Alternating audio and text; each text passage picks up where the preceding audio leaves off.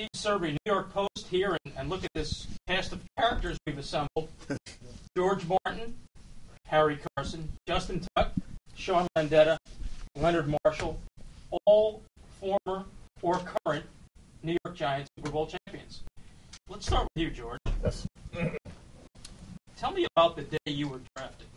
Whoa, the day I was drafted. I don't know if I can process it from that, but it was an exciting day, and I was projected to go in the first round because I was a college tight end at one time. I was ranked number 2 in the nation. The problem was the guy who was ranked number 1 was also on my team, Russ Francis. Oh, yeah. So the New England Patriots wanted to draft me as their tight end, but they didn't think that Russ would be available. Russ was available. They drafted him in the first round, and I lingered around until the 11th round and was drafted by the New York Giants. Well, what was your reaction when the New York Giants, so you knew you were going to be in New York playing for the New York Giants? I was scared to death. I mean, going to the concrete jungle. I'm a country boy. I went to school in Oregon, which is pretty rural. I thought that New York City was literally all concrete, so it was something that I wasn't really anticipating and I wasn't excited about. Okay, Harry, same question for you. 4th round pick, right? Yeah, I should have been. I should have been a 2nd round pick, but no, 4th round pick. It was obviously before ESPN and television coverage and all of that stuff, and For New York Post. yeah, well, for NewYorkPost.com, but for me, I tried not to even think about it because I had no idea as to where I was going to be selected, and after about 3 or 4 hours waiting around and never got a phone call, I just sort of went on about my business, and quite frankly, I didn't find out until the 11 o'clock sports that I'd been drafted by the New York Giants. I'd been so out of touch with everyone that I really wasn't around to get a phone call from the Giants. What did you know about the New York Giants? Very little, except that I remember that they had 2 Hall of Famers who came to scout me, Rosie Brown and Emlyn Tennell. And like George, I was a little afraid and intimidated about coming to New York City. But my mother used to live in Newark, so at least I had some kind of understanding of what the area was about.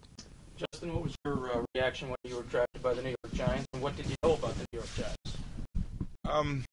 My reaction being drafted by the Giants was kind of upsetting a little bit.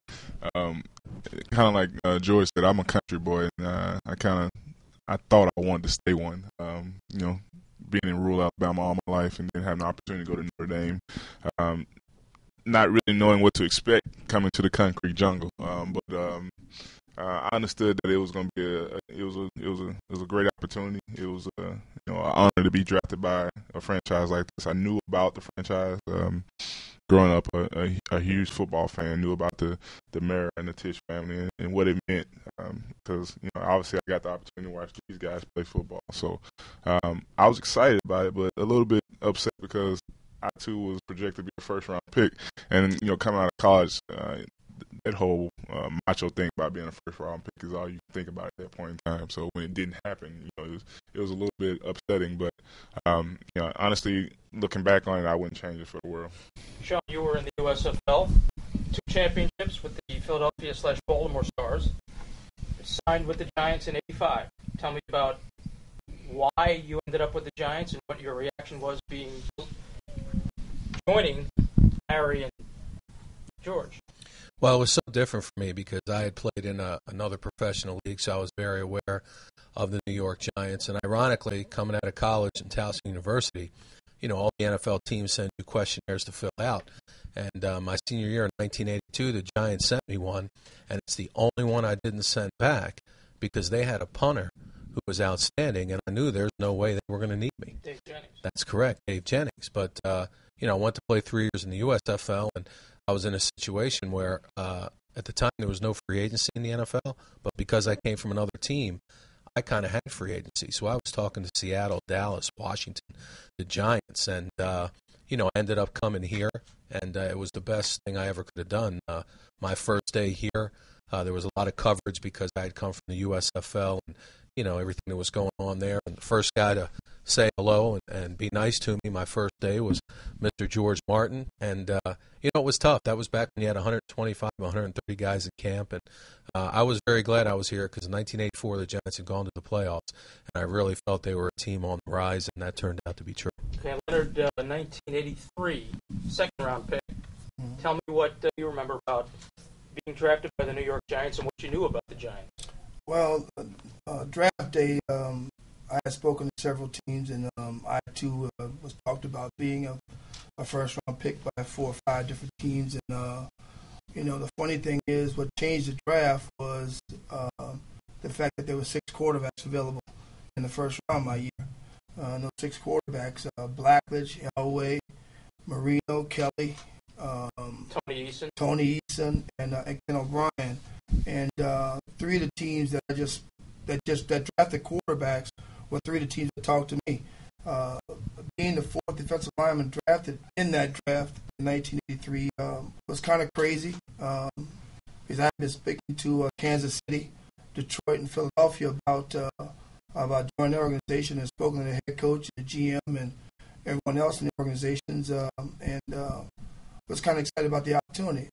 When I was contacted by the Giants, I remember having an interview and being flown up here by Tom Boyster and meeting Roosevelt Brown and talking to different people in the Giant organization about what my expectation was and what I wanted to do with my career. And the only thing I recall saying to Parcells was that I would like to try to play 10 years, and wherever I went, and I'd like to play for a team that's strong-minded on defense, and that's what I've done for my college years and for my high school years all the way up. And he kept telling me about playing with guys like Harry Carson and Lawrence Taylor and George Martin and Brad Van Pelt and a variety of guys that they had here, and that this thing would change, and I would be part of that change because it was his opportunity as a rookie head coach to create change, and that he wanted to win, and he didn't care about politics. He didn't care about who was here before.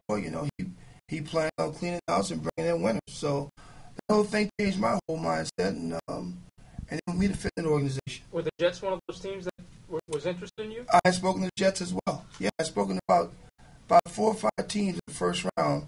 They called me that day. I was actually in my apartment at LSU, just chilling and doing my thing, and the next thing I know, I'm sitting there and I get this phone call in the second round that I'm drafted by the New York Giants. All right, 1983, you're a rookie. What do you remember about Harry Carson and George Martin in 1983? Well, both of these guys made a major impact on my career.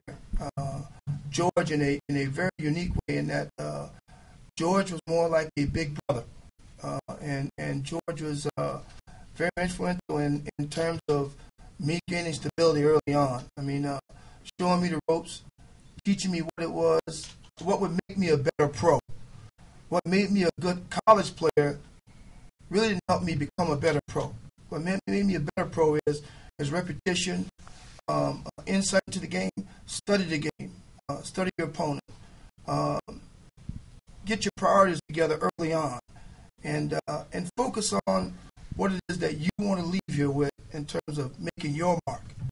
1983, what do you remember about your new head coach, Bill Parcells?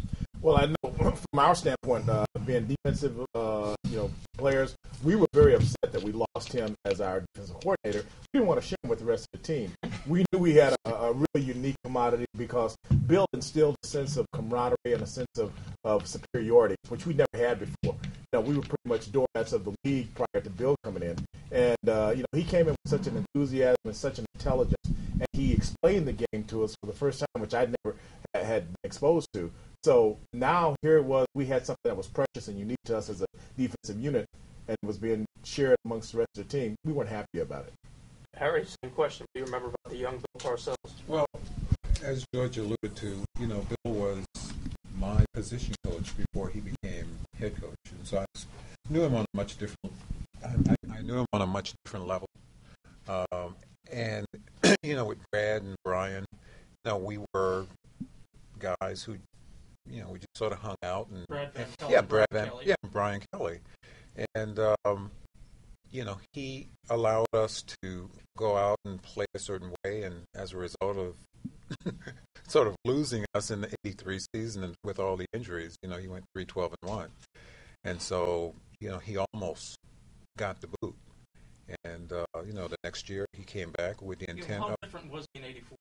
Well, in '84, it was a different mindset because he certainly realized that he dodged a huge bullet because George Young was going to release him, and he said, from now on, I'm going to do things my way, and he did, and he made changes, and unfortunately, he had to let some players that he really, really cared for go, and he had to bring in new, fresh players, and that's how Gary Reasons got here.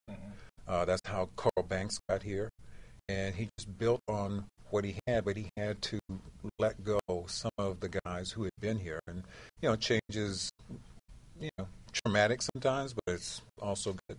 About '85, Sean, what your relationship with Parcells and how they evolved? It was interesting. My first day at training camp, there had been a moratorium on signing USFL players, so I couldn't sign until I believe August 6th. And I came in, sat down with Bill in his office, and he said, I just need you to be a professional, be on time, obviously play well. He says, if you play well, everyone will see it here and you'll be accepted. And if you don't, you'll be out.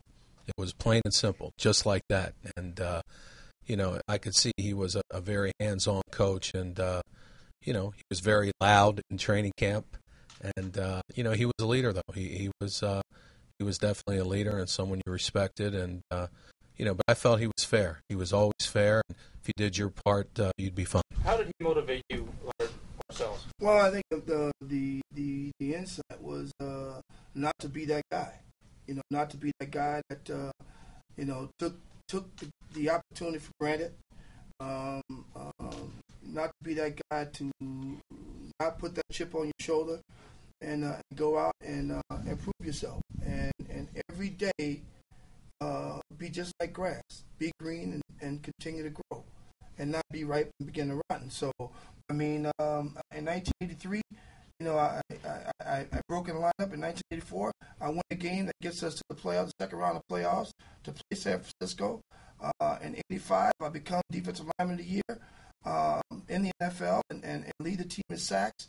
In '86, to help us win a championship. So every year, there was an active progression.